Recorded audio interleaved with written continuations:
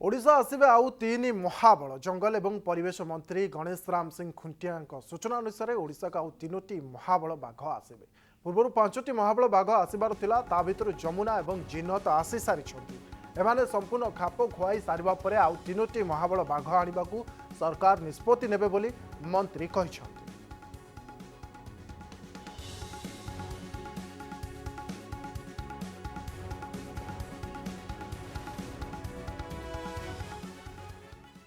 Plan थिला 5टा बाघ आसिया से भितर 2टा तो आसी जाइछन्ते। आगामी भविष्य आम विचार को नहीं कि ओडिशार क्लाइमेट एवं ये 2टा को संपूर्ण भाव में अनुधान कलापर आम कहीपर नेक्स्ट को आगु आप समस्ते जानते डिब्रुगढ़ रखा कथा से क्लाइमेट भल भाव अनुधान करने पड़ो जोटा कि आम विगत दिन मानक सक्सेस हो नथुलु।